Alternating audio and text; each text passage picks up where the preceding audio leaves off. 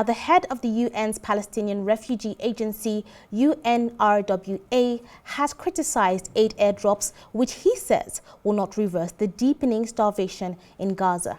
Felipe Lazzarini warns airdrops are expensive, inefficient, and can even kill starving civilians. Instead, he says political will is required to lift the siege, open the gates, and guarantee safe movements and dignified access to people in need. Lazzarini goes on to suggest that his organization has the equivalent of 6,000 trucks waiting for the green light into Gaza, in Jordan, and Egypt. He said driving aid through is so much more easier, more effective, faster, cheaper, and safer, adding that it's more dignified for the people of Gaza. Now, to discuss the issues in Gaza, Arise News international analyst Doug joins us now via Zoom. Hi, Doug. It's a pleasure to have you on the show once again. I hope you're doing well. Reasonably well, yes, thank you. Thank you. So this crisis in Gaza, it has become even more concerning. In Iraqi Kurdistan after the 1991 Gulf War, the US, UK, and others dropped aid from C-130 transport aircraft. But the issue was that some of the aid landed on minefields and some people died as a result of these aid that was dropped. Now, the world has been condemning what Israel is suggesting, which is to allow aid into Gaza, however, via airdrops. And while that's allowing aid, there are concerns being raised. What is your assessment of the situation? Yeah, I mean, airdrops can work, but keep in mind that essentially even a C-130, which is a very large transport aircraft, carries the equivalent of a single truck load of goods. So it's not very efficient. It costs many times more than simply using trucks. If the Israelis were willing to allow these trucks in, that's a way to really alleviate the starvation. But obviously, there's some political issues, and of course, Hamas has not given up their 50 or so hostages that they're still holding. So the Israelis are reluctant to allow the larger numbers of trucks to actually enter.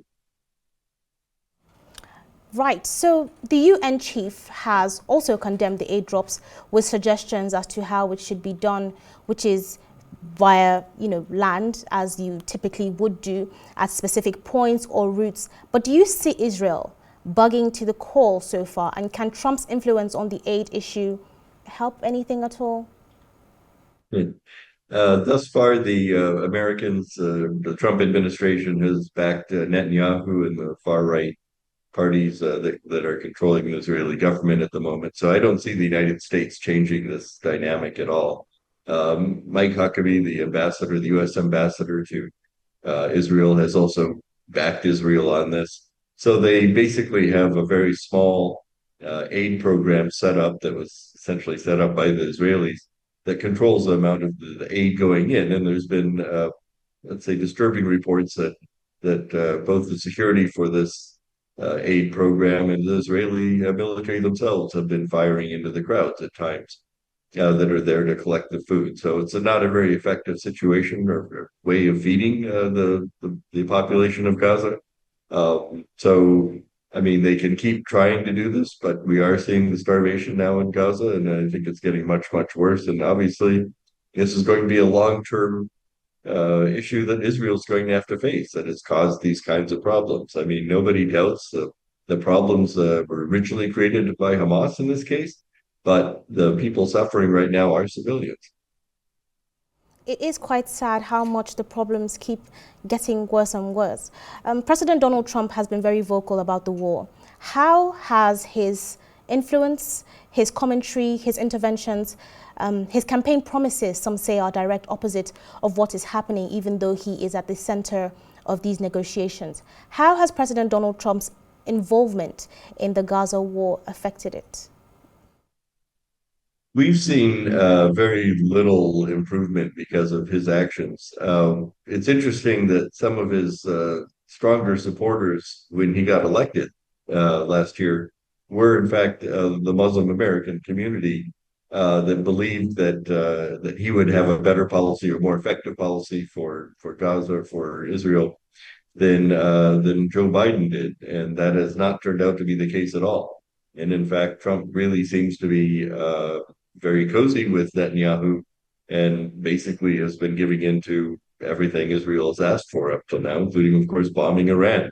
So we're not seeing much independence from Trump, and we're not seeing much improvement. And whatever he said about creating peace in Gaza, um, I hope he's does it at some point. That would be really nice. Because he did believe that he was going to be able to fix everything. He thought that Biden was doing absolutely nothing and that he could do everything. So there are reports of Israel intentionally bombing some of these areas in Gaza, particularly Rafah. So many reports of bombings in Rafah. So it can begin to build a base there to take over, basically to take over the land in that area. Do you believe this is something that could possibly be a part of their strategy? What do you think? It very well could be. It's hard to say what the Israelis are going to do at this point. I mean, it seems clear they're not going to give up until the hostages have been recovered.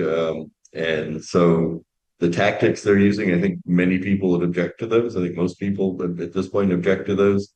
And I think it's coming back to haunt Israel. I mean, we're now, you've seen the French decided they're going to recognize Palestine. And already that's an addition to how many countries already do. So I think the Israelis, they were given a time period, I think, by the international community were to do what they needed to do to recover their hostages. But I think their tactics have been turning the international community against them.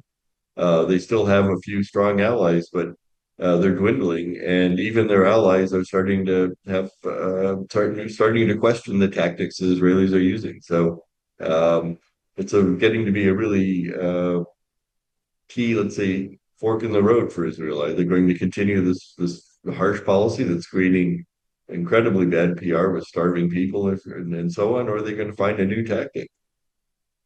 Well, we'll see, won't we? Hamas's demands don't sit well with Prime Minister Benjamin Netanyahu and President Donald Trump as well. It's been weeks of counter-suggestions and submission of ceasefire truce deals. How true can these sides achieve a ceasefire deal?